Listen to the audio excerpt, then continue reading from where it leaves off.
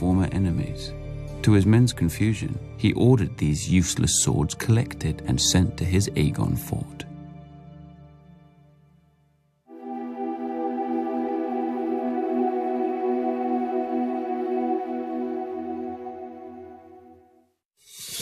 While Aegon marched on Harrenhal after his coronation, Orys Baratheon had taken most of his forces and his queen Rhaenys with her dragon south to deal with the excuse for the invasion. Argilac the Arrogant, king of the Stormlands. Argilac had his seat at Storm's End, a castle considered the most impregnable in Westeros after Harrenhal. Argilac may have been arrogant, but he wasn't stupid or a coward. His lords advised him to shut his gates and wait out the siege. But he'd heard what had happened at Harrenhal and refused to die a suckling pig cooked in his own castle. He would meet victory or defeat the same way, with sword in hand. He called his banners and marched to meet Orys Baratheon in the field. Thanks to Rhaenyra's dragon, Meraxes, Orys knew Argilac was coming, how many men he had, and how fast he marched. So Orys simply seized the high ground and dug in on the hills to wait for Argilac. As the two armies approached, the wind rose to meet them and the rain poured from the sky, a gale which would give the battle its name, the Last Storm. King Argilac's lords urged him to wait for the weather to die down. But a Storm King saw that the rain was blowing into the faces of the Baratheon men on their hills.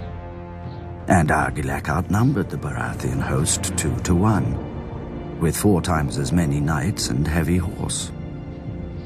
Argilac attacked. 3 times Argilac led his knights against the Baratheon line, but the hills were steep and the rain had beat the earth to mud. The war horses foundered and slipped, and the chargers collapsed. The battle seemed lost, until Argilac ordered his spearmen up the hill. Blinded by the rain, the Baratheons didn't see them until it was too late. One hill fell, then another, and another, until only one remained in the Baratheon center. If Argilac could break through there, he could split the invading army and flank both halves. Argilac and his men charged, and the Baratheon line broke, revealing Queen Rhaenys and Meraxes. Argilac's vanguard burst into flame and his men panicked. The victory charge fell into chaos, and Argilac himself was thrown from his horse. But he didn't yield. When Orys Baratheon arrived, he found the old king holding off 6 men, another 6 dead at his feet. Orys dismounted to meet the king on equal footing and offered Argilac one final chance to yield. Argilac cursed him instead.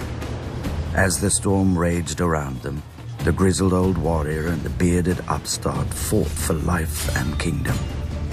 In the end, Argilac got his wish. He died, sword in hand. As word of Argilac's death spread, his lords and knights threw down their swords and fled. Orys and his vanguard rode to Storm's End to claim Argilac's castle for Aegon, only to find the gates barred and the walls manned.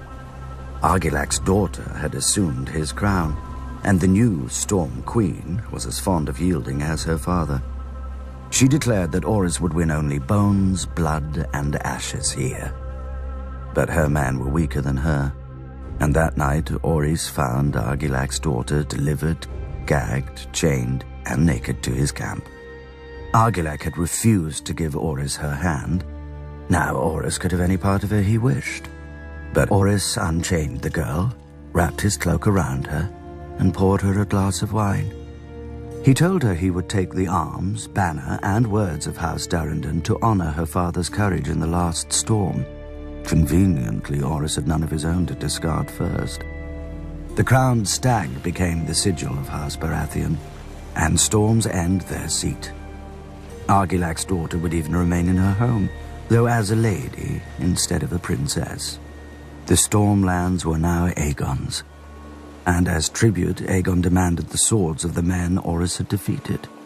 For what purpose, Orys didn't know.